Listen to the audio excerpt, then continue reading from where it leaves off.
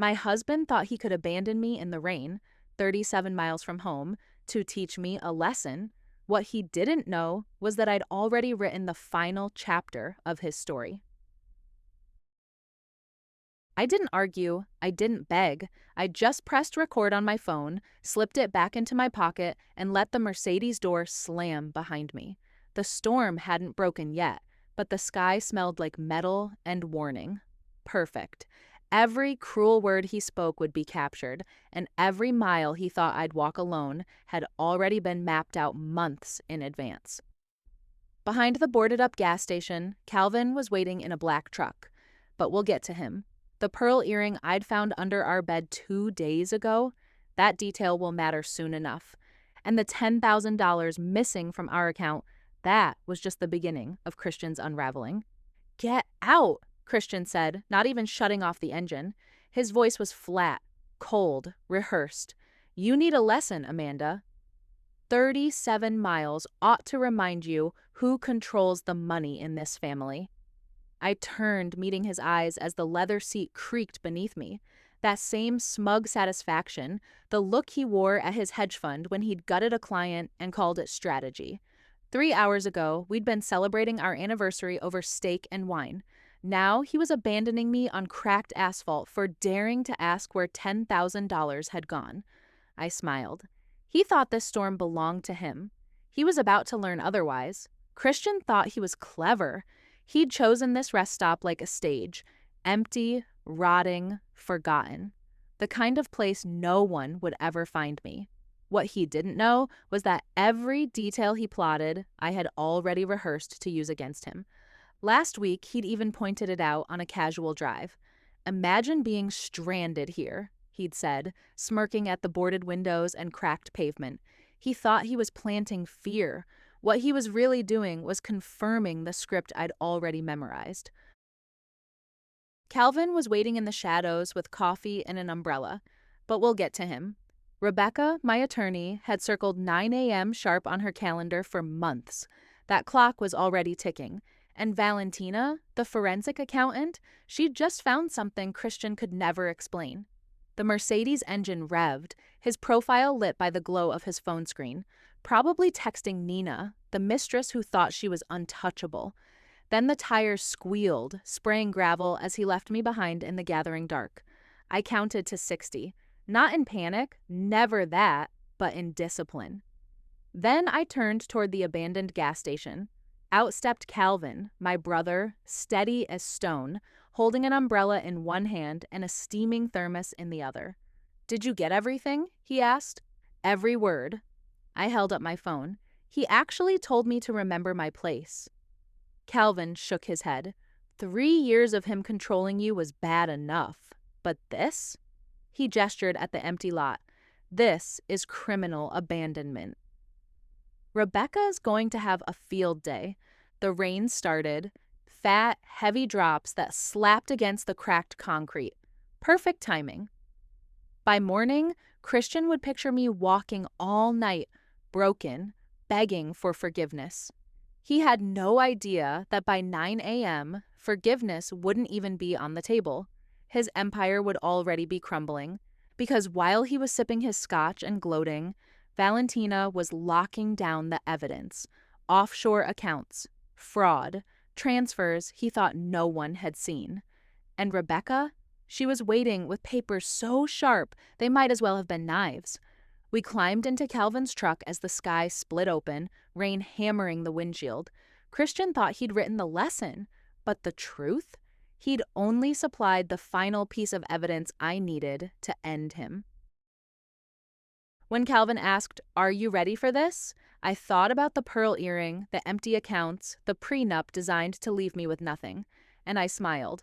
I've been ready for 8 months. Tonight just makes it official. By the time Calvin pulled up to the hotel's side entrance, I wasn't just escaping. I was stepping onto a stage. The bag in my hand was small, deliberate, the kind of bag a woman grabs when she's been abandoned with nothing. Christian thought tonight would end with me broken. He didn't realize I was about to play the best role of my life. The rain clung to me like a costume, plastering my hair against my face as I stepped inside. Bright lobby lights stabbed through the darkness I'd just left, and the marble floor gleamed as if it, too, were part of the performance.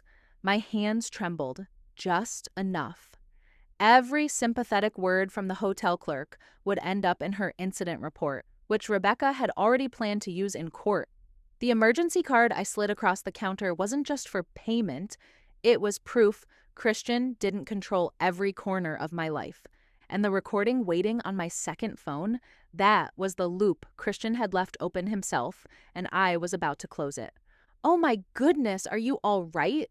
The night clerk rushed from behind the counter, wrapping a towel around my shoulders before I could even answer. "My husband!" I let my voice crack, just the right amount. "He left me at a rest stop in the storm. I had to walk for miles before someone helped me." Her expression shifted from concern to horror. Perfect, exactly as rehearsed.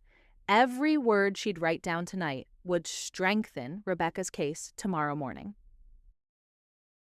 She guided me to a chair, brought me tea, processed my check-in. I used my maiden name, Amanda Harrison, and the emergency credit card I'd opened 6 months ago. Christian had no idea it even existed. Room 4? 12 was small, but clean, its window blurred with city lights and rain. Safe. For the first time in years, safe. I locked the door, set the chain, and finally exhaled.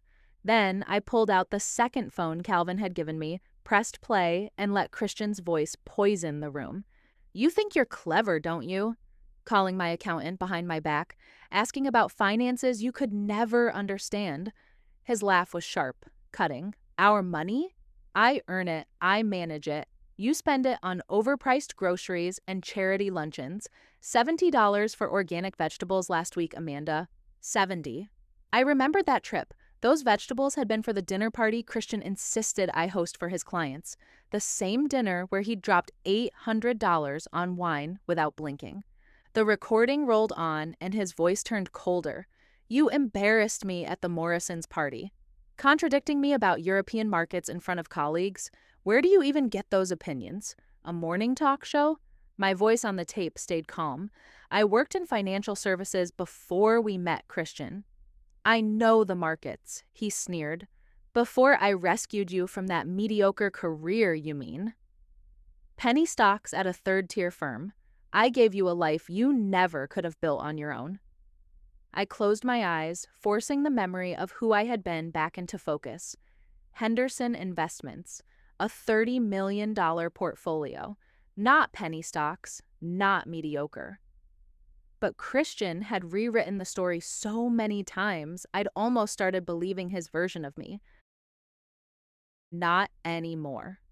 Tomorrow, that recording wouldn't just remind me of who I was, it would remind the judge of who Christian really was. My phone buzzed and the message nearly made me laugh.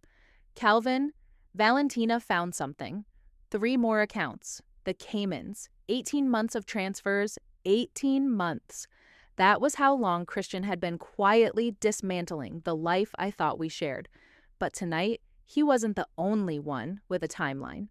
I thought back to the red flags I'd ignored. Separate tax accounts, the sudden financial advisor who appeared without explanation, the papers shoved across the table with "just sign it, trust me."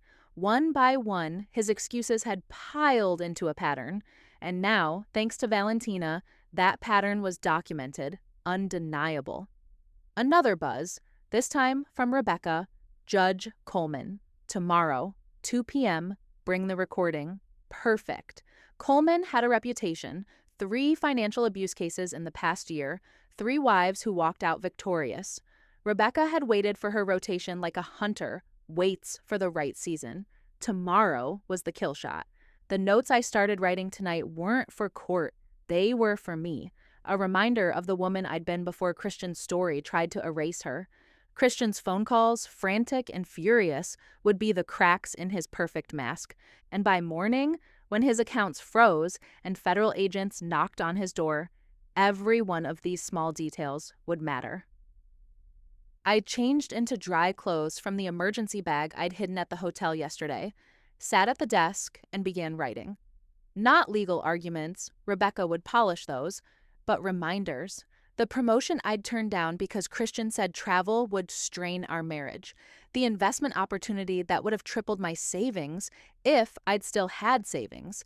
The friendship with my college roommate ended after Christian whispered she was jealous. These weren't losses, they were evidence.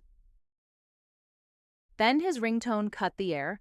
I let it go to voicemail, then hit record as I played it back. Amanda, this is ridiculous. It's been 3 hours. The lesson's been learned. Call me back. I'll come get you. Don't make this worse. 10 minutes later, another call. His voice harder now. I know you have your phone. Stop being childish. If you're trying to worry me, it's not working. I'm going to bed. But I could hear it, the edge, the slip. For years I'd called back, apologized, crawled back.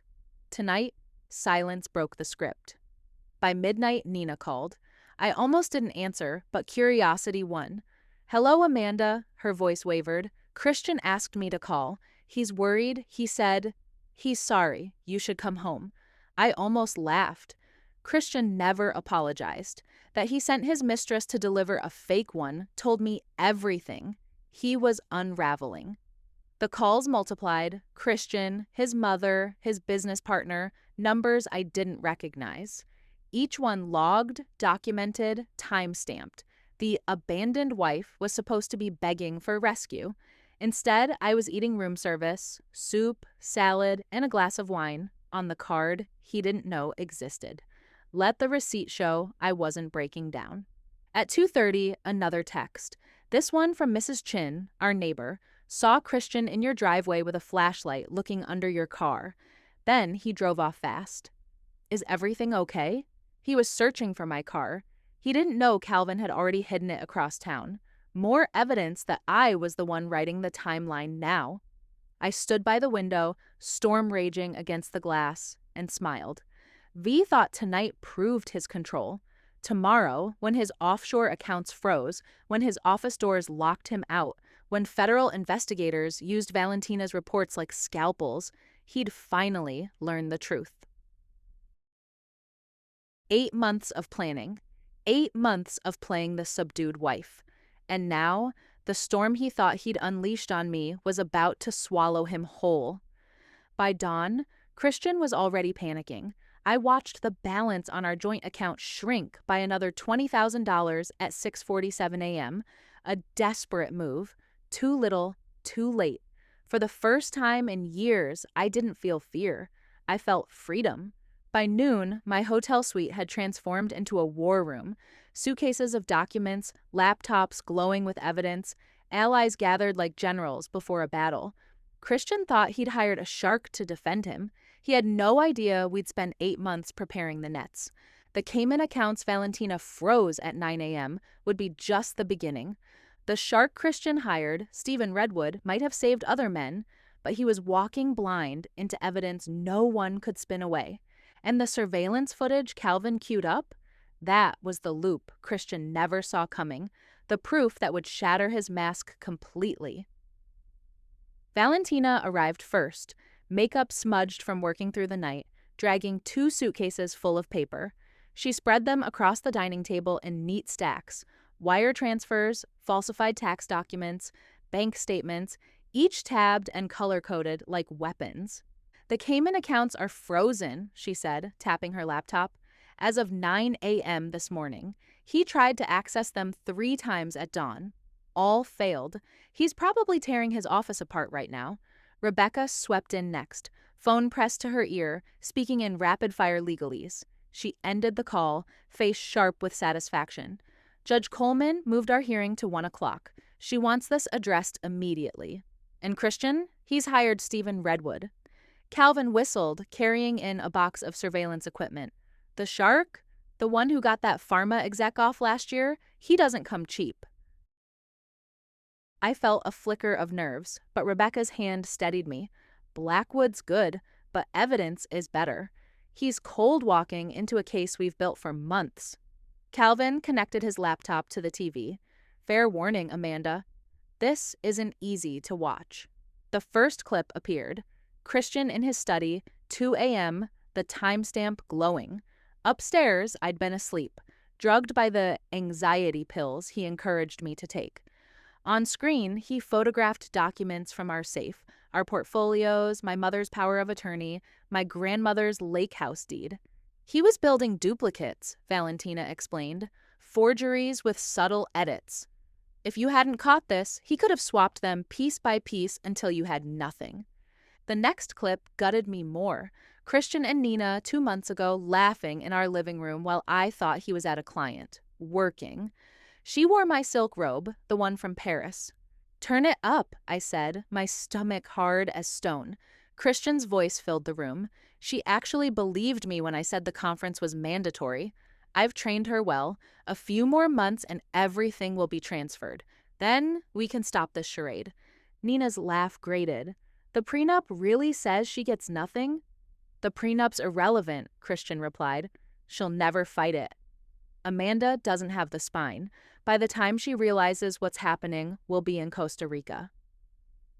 Silence fell, broken only by the air conditioning hum.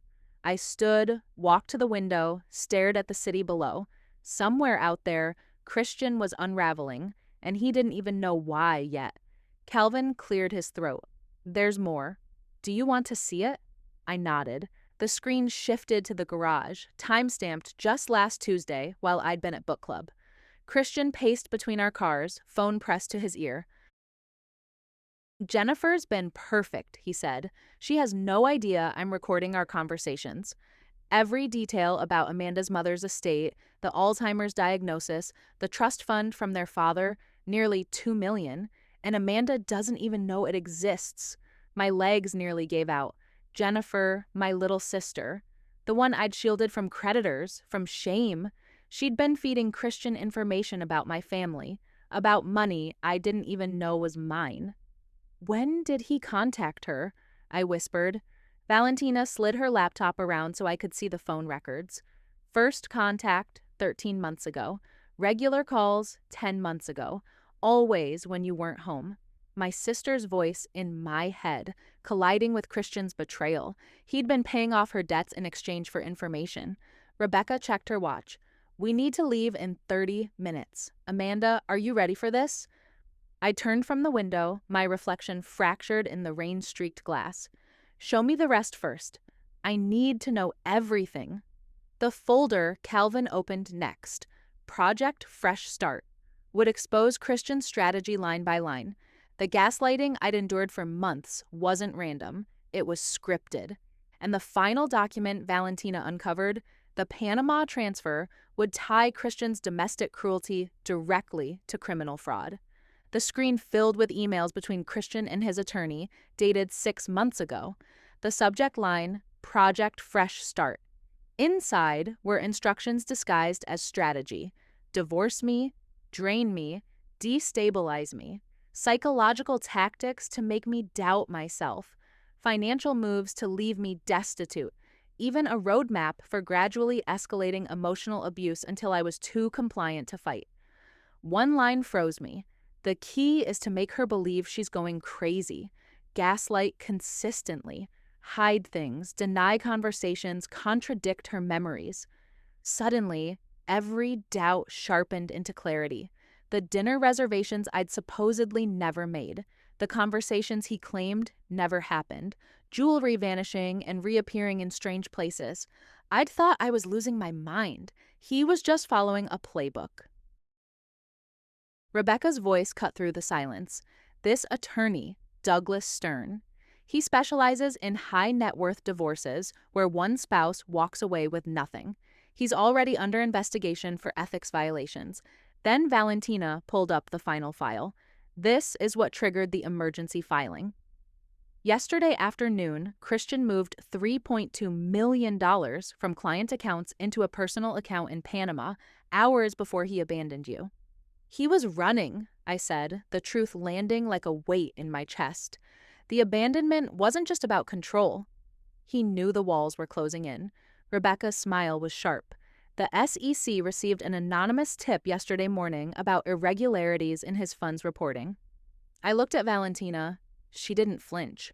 Once I documented the embezzlement, we had an obligation to report it. Christian wasn't just a cruel husband, he was a criminal, and I was done being his cover story. Judge Coleman needs to see it all, I said, gathering my strength. Every document, every recording, every piece of evidence. Rebecca nodded, a predator's smile flickering across her face. She'll see it. And then Christian Mitchell will learn what it feels like to lose everything. The courthouse corridors loomed marble and mahogany, built to intimidate. I walked them in my sharpest navy suit, the one Christian had never seen, bought for this very moment. Rebecca at my side, Calvin at my back. At exactly 12:55, we entered courtroom 4B. Christian was already there beside Stephen Redwood, the so-called shark, only now he looked smaller, wrinkled clothes, sleepless eyes. And when he saw me, his face twisted from exhaustion to rage. "All rise," the bailiff announced. Judge Patricia Coleman swept in, her presence filling the chamber. She barely looked at Christian before focusing on the stack of documents in front of her. "We're here for an emergency petition filed by Amanda Mitchell regarding marital assets and spousal abandonment." Christian's attorney tried to delay. "Your Honor, I've only just been retained." "Denied," Coleman snapped. "Your client abandoned his wife in dangerous conditions last night. Time is of the essence." She turned to Rebecca. "Counselor, present your evidence." Rebecca rose, smooth as silk. "Your Honor, at approximately 8:47 p.m. yesterday, Christian Mitchell abandoned his wife 37 miles from home in the middle of a storm. We have audio. The recording filled the room. Christian's voice cold and clear. "You need a lesson, Amanda. Walking home might teach you some respect." Christian's face went white. Redwood whispered furiously at his side, but Rebecca was already moving in for the kill. "Furthermore," she continued, "Mr. Mitchell has been hiding marital assets for 18 months. We have documentation of offshore accounts totaling $8 million, as well as evidence of embezzlement from his hedge fund, $3.2 million. "Objection!" Redwood leapt up. "Unsubstantiated allegations." Rebecca's eyes glinted. "Then let's substantiate them." She produced a stack of exhibits, each labeled, each damning. Wire transfers to the Cayman Islands, initiated solely by Mr. Mitchell. Judge Coleman scanned the pages, her face darkening. Then she turned to Christian. "Mr. Mitchell, did you abandon your wife last night?" He straightened his tie. "Your Honor, there was a misunderstanding. My wife and I had an argument." "It's a yes or no question." His jaw tightened. "I left her at a rest stop. But she had her phone. She could have called someone."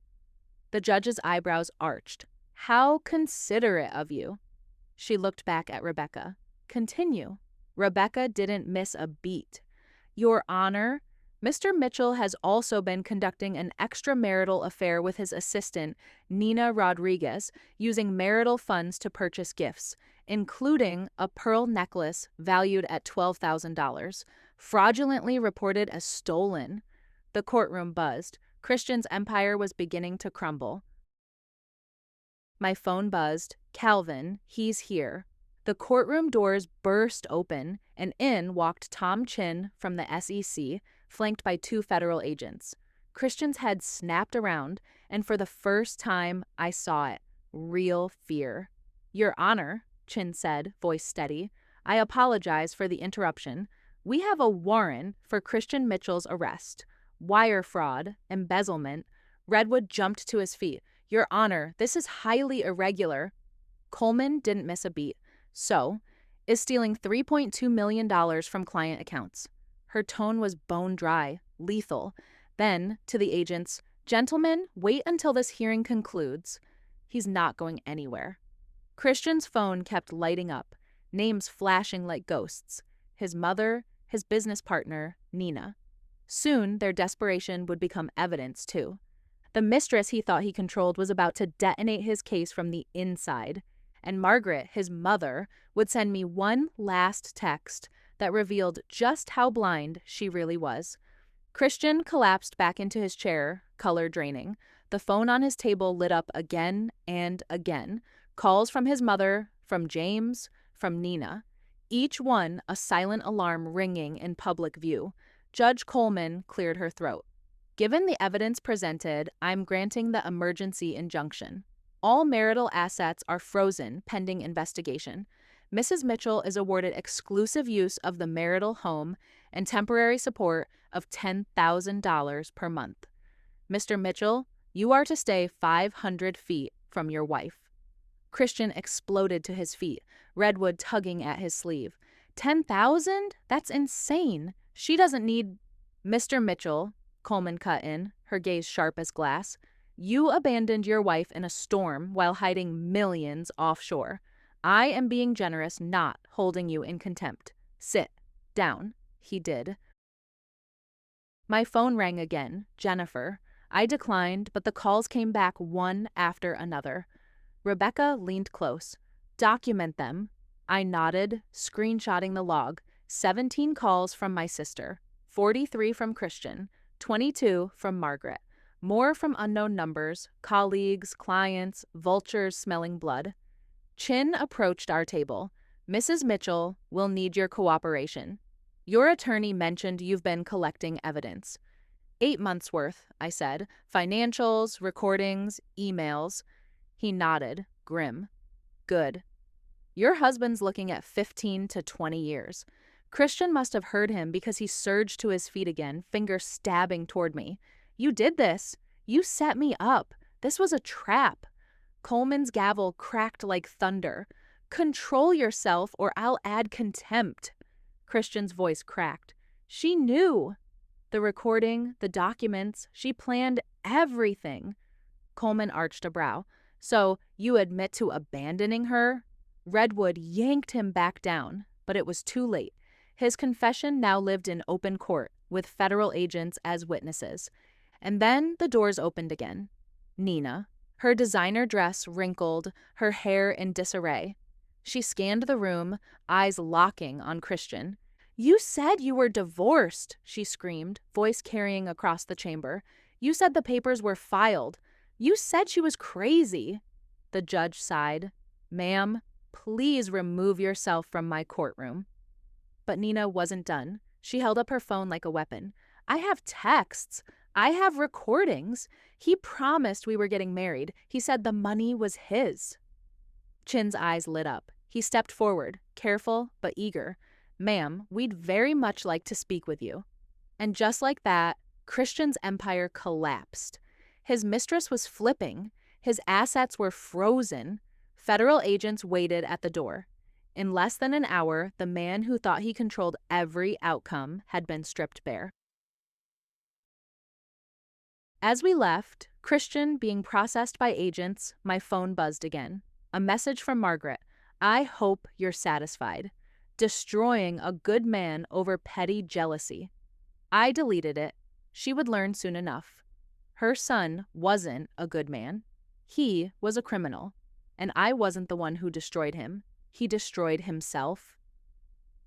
The courthouse steps were a sea of cameras and microphones. Mrs. Mitchell, did your husband steal millions?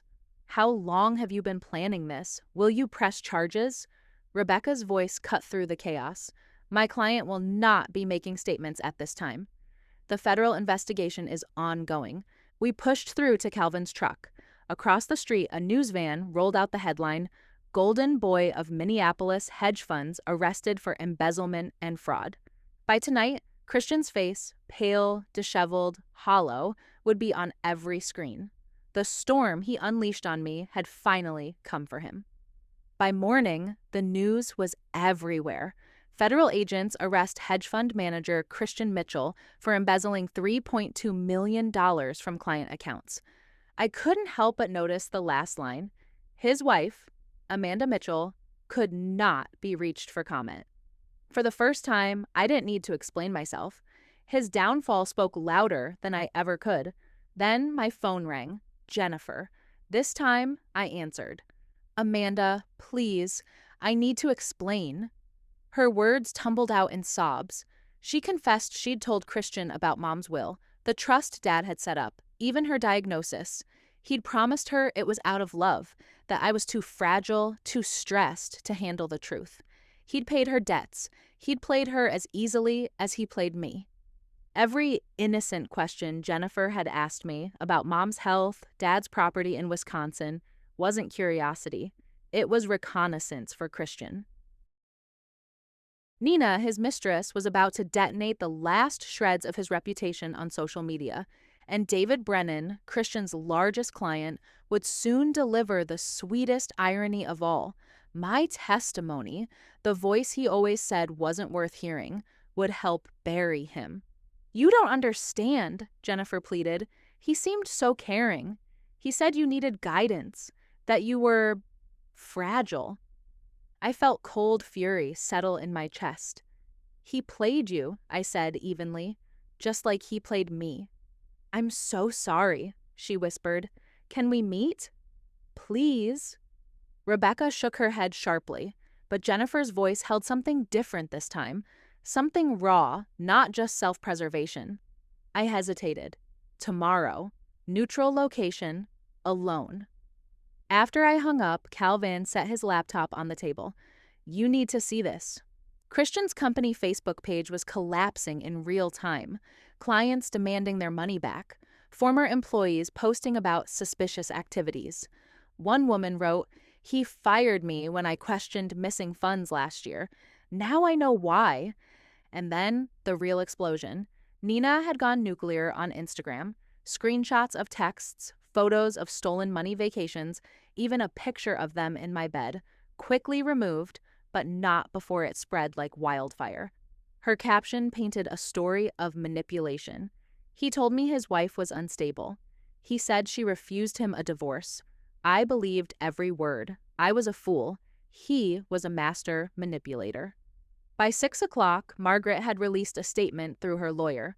Rebecca read it aloud, barely suppressing laughter. "The Mitchell family is shocked by these allegations. This is a coordinated attack orchestrated by a vindictive spouse seeking financial gain. Christian Mitchell is an upstanding member of the community." "Really going with that angle?" Calvin muttered. "After what everyone heard in court?" My phone rang again, a number I didn't recognize. Against Rebecca's warning, I answered. "Mrs. Mitchell, this is Patricia Huang with the Wall Street Journal. We're running a piece on systematic fraud in boutique hedge funds. Your husband's case is part of a larger pattern. Would you be willing to share your experience?" Rebecca smoothly intercepted. "This is Amanda Mitchell's attorney. All press inquiries go through my office." She hung up and turned to me. "By tomorrow, this will be national news. Christian didn't just destroy himself. He's bringing down an entire network. The FBI is expanding." I stood at the window, watching the city lights flicker. Somewhere in a federal holding cell, Christian was scrambling with Blackwood, trying to spin the unspinnable. Video evidence, recorded confessions, millions missing. Then another buzz. This time, David Brennan, Christian's biggest client. "Mrs. Mitchell, several of us victims are filing civil suits, but you are not our target. We know you're a victim too. We'd like you to testify about what you observed." The irony hit me like lightning. Christian had spent years telling me I was too naive to understand finance, too stupid to grasp business. Now, his own clients wanted my voice to help bury him. As the sun set over Minneapolis, painting the sky the color of justice, I realized his public downfall was only beginning. Tomorrow, more headlines, more revelations, more voices rising against him. But tonight, for the first time in 3 years, I sat in silence, no longer afraid of footsteps in the hall, no longer afraid of his moods. The man who abandoned me in the rain had created his own storm, and now he was drowning in it. The next morning, a knock jolted me from my thoughts. Through the peephole, I saw Jennifer, hair undone, hands trembling around a manila envelope, eyes rimmed red. "I thought we agreed to meet at a neutral location," I said through the door. "I couldn't wait," she whispered. "There are things you need to know before the FBI talks to me." Calvin appeared in the doorway of the adjoining room, protective as ever. I nodded that it was okay.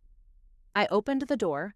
Jennifer stepped in, placed the envelope on the coffee table, her fingers shaking, and for the first time, I wondered, was she finally ready to betray Christian instead of me?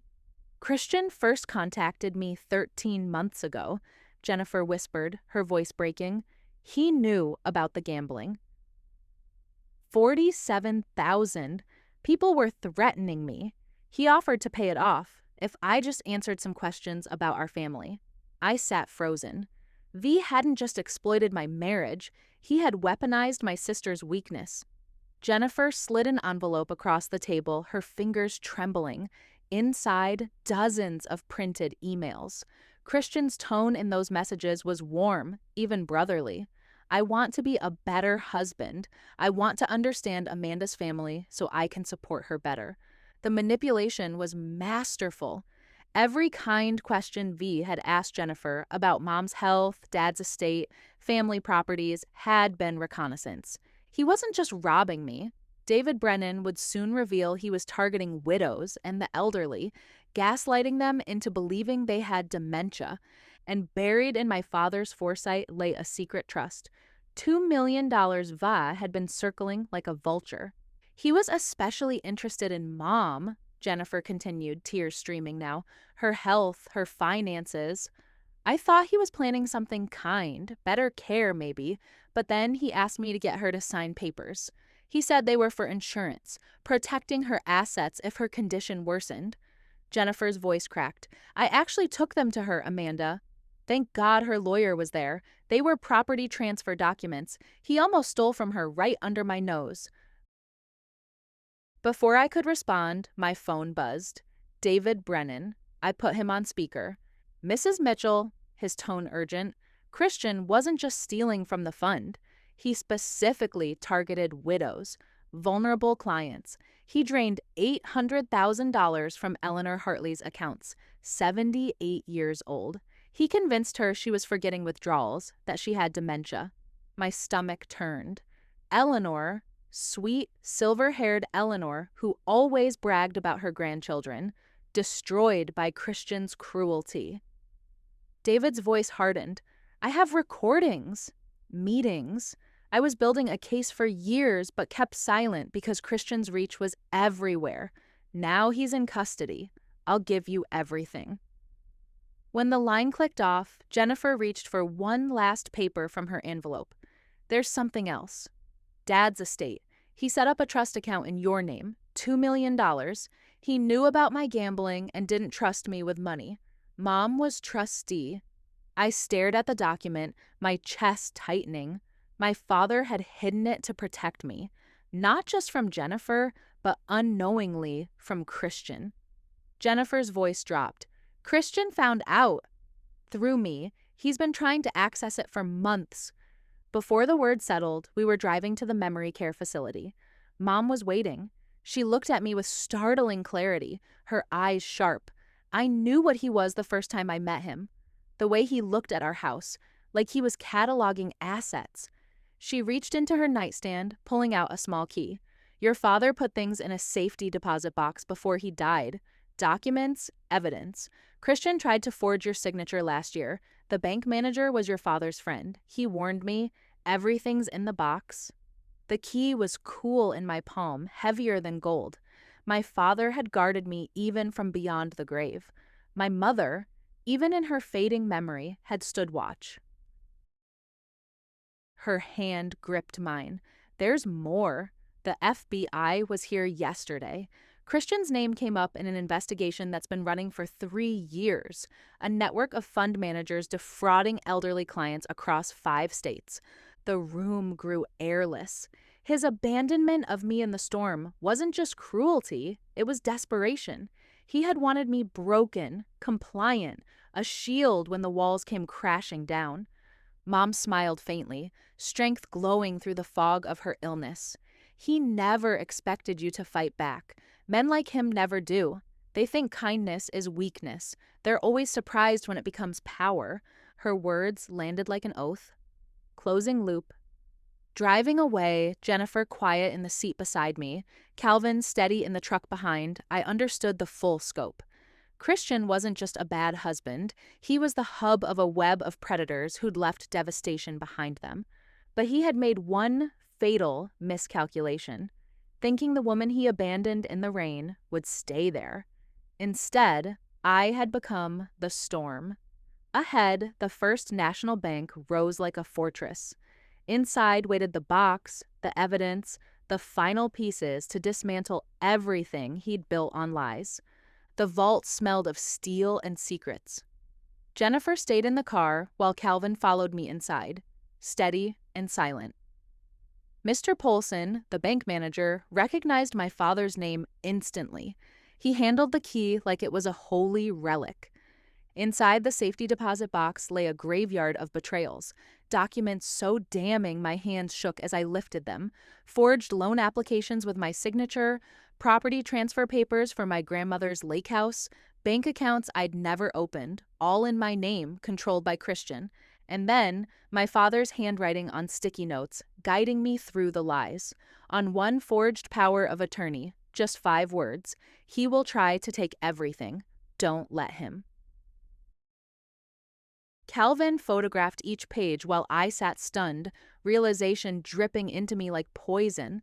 This wasn't just about stolen millions. Christian had been systematically erasing me, making me financially dependent, and worse, setting me up to take the fall for his crimes. 4 months later, that box would echo in a courtroom where the jury heard every recording, every forgery. Nina would flip, becoming the witness that destroyed him from within, and a son Christian had hidden for 22 years would walk into court, carrying his own damning truth. By the time trial began, the world was watching. News vans lined the courthouse steps. I walked in wearing a charcoal gray suit I'd bought just for this day, professional, dignified, proof that I wasn't broken. Across the room, Christian looked nothing like the man who used to lecture me over breakfast. His once perfect hair grew awkwardly, his tailored suit sagged on his thinner frame. When our eyes met, I gave him the same serene smile I used to give while he boasted about money he was secretly stealing.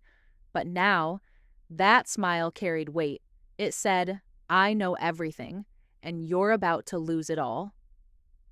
Assistant U.S. Attorney Michael Torres opened with the charges: 12 counts of wire fraud, 2 counts of elder abuse, conspiracy to commit financial crimes. The evidence was overwhelming: doctored books, forged documents, hidden accounts, recordings where V bragged openly about theft. Witness after witness rose. Elderly clients testified how he manipulated them into signing papers they didn't understand. Former employees described being ordered to falsify records. The forensic accountant unraveled his offshore shell game until even the jurors shook their heads. Then came the twist Christian never saw coming. On day 12, Nina walked in. Gone were the pearls and designer dresses. She looked smaller, humbled, but her testimony landed like a hammer. She admitted their affair. She revealed recordings of Christian boasting about hiding money, mocking me as his perfect cover. Worst of all, she testified that 3 weeks before his arrest, V told her he had another woman in Costa Rica. He planned to abandon her too. Christian's jaw fell open. His own mistress had become the nail in his coffin, but the blows kept coming. A young man named Christopher Walsh took the stand. 22 years old, Christian's hidden son. Payments had been made to his mother for decades directly from Christian's client accounts. In his own handwriting, Christian had threatened her to keep silent. Judge Coleman ruled it admissible. It wasn't just a lapse in judgment. It was a lifetime pattern of deception. Finally, Christian made his fatal mistake. Against his lawyer's advice, he took the stand. For 2 hours, he spun lies. The clients had approved everything. I had consented to the affairs. The documents were out of context. When pressed, he blamed me, suggesting I had forged documents myself. The jury needed less than 3 hours, guilty on every count: wire fraud, elder abuse, conspiracy, 15 charges, 15 verdicts. Closing. Loop. 2 weeks later, sentencing. Judge Coleman's voice cut like a blade. You targeted the most vulnerable. You betrayed clients, colleagues, and family. You showed no remorse. 8 years, no early release. As bailiffs shackled him, V turned to me, mouthing, "This isn't over." I stood, letting my voice carry through the microphones so everyone could hear. "You're right. The civil suits start next month." The day Christian was led away in shackles, I walked out of the courthouse into a September afternoon that felt like spring. The air was crisp, clean, like the first breath after years underwater. Christian's civil suits would rage on without me, but I had no interest in watching him sink. I had something bigger to build. 6 weeks later, the whistleblower reward came through, $1.2 million. Add in the assets the court had awarded me, plus the trust fund my father had quietly protected, and suddenly the years of pain Christian caused had turned into fuel, not just survival money, purpose money. Calvin was the one who found the building, a renovated Victorian in Minneapolis's Whittier neighborhood. 3 stories, 8 offices, a conference room that could hold women's voices in unison, and, most importantly, multiple exits for anyone who needed to escape. By Monday, the Phoenix Foundation had a home. Every detail, from panic buttons to encrypted files, would later save women trapped in their own storms. Jennifer would return here sober, carrying a box of donuts and her guilt, transforming into one of our strongest advocates. And even Nina, Christian's mistress, would one day walk through these doors, seeking redemption in the very place he had tried to destroy. "We need real security," Calvin said, pacing the empty rooms with his tablet. "Not the kind V used to spy, but the kind that protects." Valentina arrived next, lugging boxes of encryption software and color-coded systems. 3 forensic accountants have already offered to volunteer, she said. Word spreading fast. Then Rebecca walked in, her legal mind already sharpening our defenses. "We'll be dealing with dangerous men," she warned. "Every file, every exit strategy, every piece of paperwork has to be bulletproof." And within a month, our first client walked through the door. Maria, a teacher whose husband had hidden their savings and threatened to report her to immigration, though she was a citizen. Valentina found the missing money. Rebecca filed the papers. Calvin got her out safely. And I sat with her while she cried, remembering my own tears in that hotel room the night Christian left me in the storm. Jennifer showed up 3 months later, sober, carrying donuts like an apology. "I want to help," she said. At first, she just answered phones, but her raw honesty, the way she understood desperation, shame, and manipulation, made her the lifeline women needed when they finally reached out. Within 6 months, she was leading support groups, warning others about predators like Christian. One afternoon, my mother visited on one of her rare clear days. She sat in my office, staring at the walls lined with photos of women who'd escaped. Graduations, new homes, children safe at last. "Your father would be proud," she whispered. "He always said the best revenge against cruelty is kindness to others." Then she handed me an envelope. Inside was a newspaper clipping from the prison newsletter. Christian Mitchell elected treasurer of the Inmates Investment Club. Even behind bars, he was still playing the role of financial genius. I laughed until my chest ached. But the real shock came 7 months after the trial. Nina stood in our reception area, hair cut short, designer clothes traded for plain slacks, humility softening her features.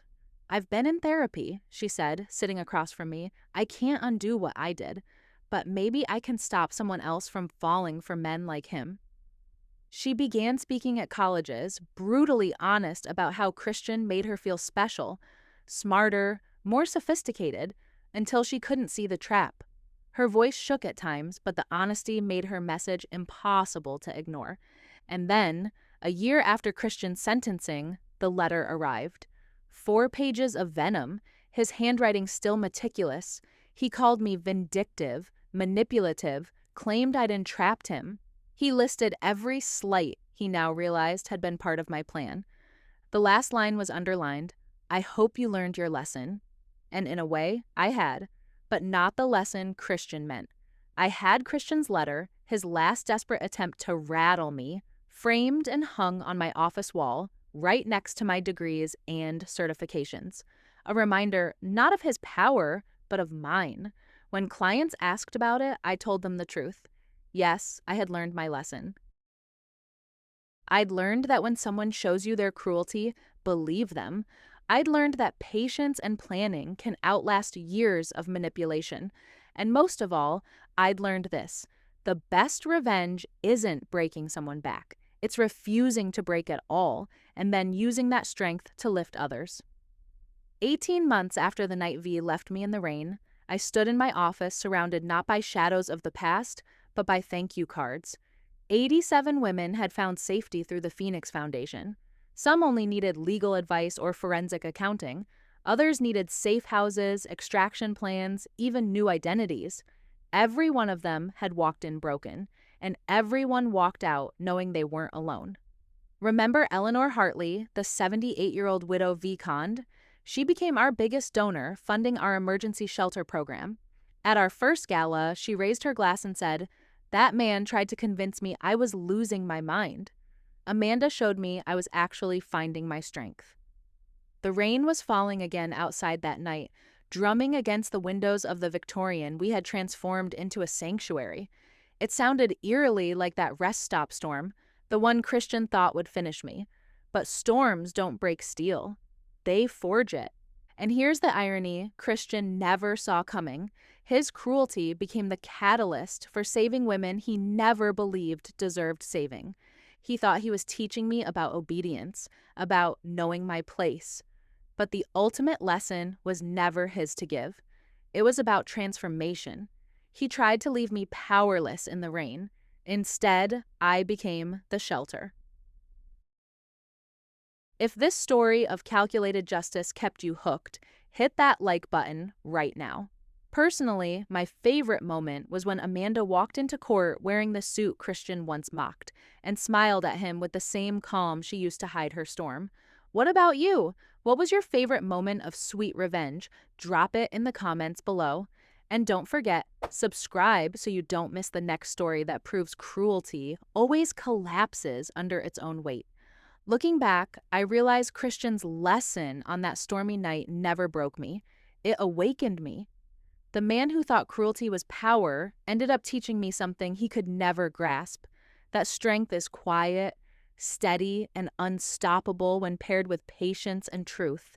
Every forged document, every whispered lie, every cruel dismissal, he thought those would bury me. Instead, they became the bricks I used to build something bigger than myself. His betrayal wasn't the end of my story. It was the beginning of a foundation that gave dozens of women the shelter I once needed. Christian left me in the rain believing he'd erased my place in the world, but in the end, the storm he created became his undoing. And me? I didn't just survive the rain, I became the thunder.